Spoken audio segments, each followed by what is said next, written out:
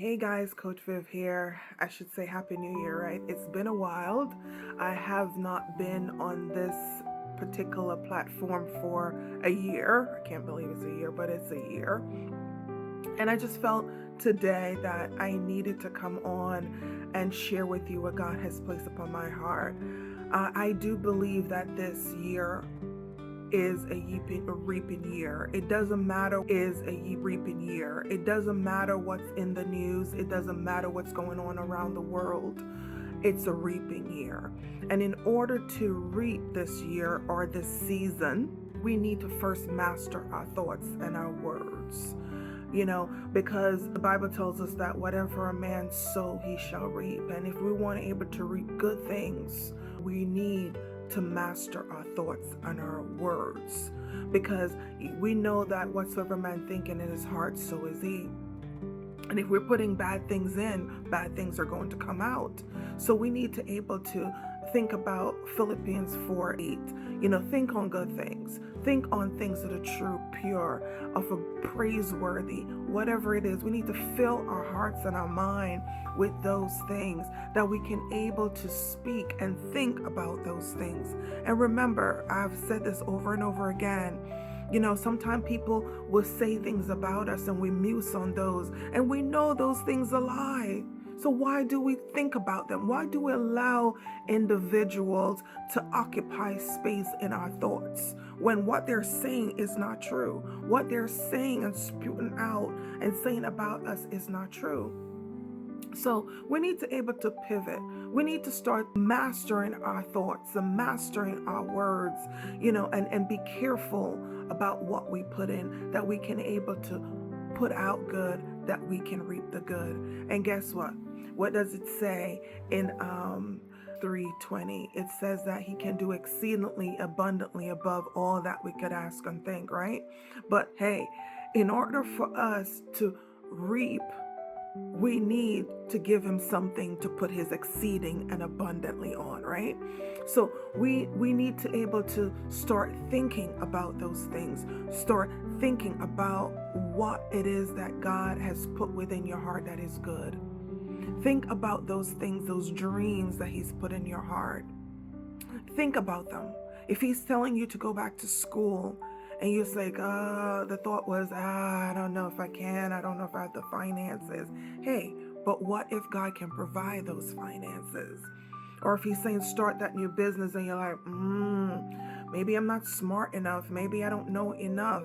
Hey, but what if he can able to bring those opportunities to your door, and you can able to step into that business or step into that career that he has for you? Start thinking about the what if on the positive note, not on the negative note, and start dreaming on those things that he can able to put his exceedingly and abundantly on it.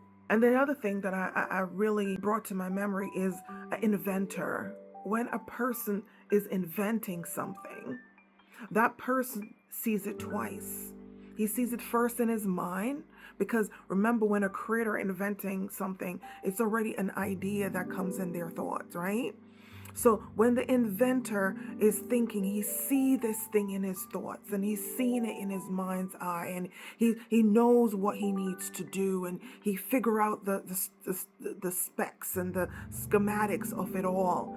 And then when it finally put it all together and he puts it on paper, then a matter of fact, I should say three ways, right? Because he puts it on paper second, and then you see it physically in this realm. So we need to start focusing on what God has told us, the promises that God has laid upon our hearts, the things that he says about you that is true and of a good report.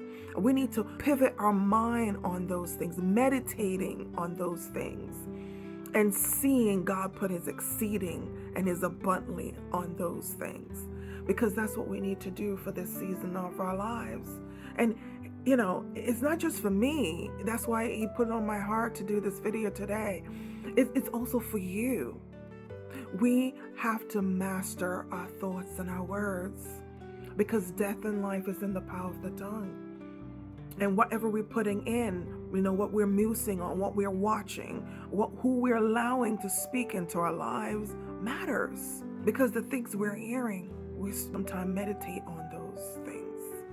So let's make that decision, or make that decision with me for 2026 and beyond, that we are going to master our thoughts and our words. Master them, because our words are a powerful weapon. We can create with our words. We can change our atmosphere with our words. And these are things that I've been talking about for the entire year that I was on before, right? So we can change things with our words. We can rearrange atmosphere with our words. So let's partner with God and create and reap what He has promised us this year. Join me in mastering our thoughts and our words in this season. So it doesn't matter.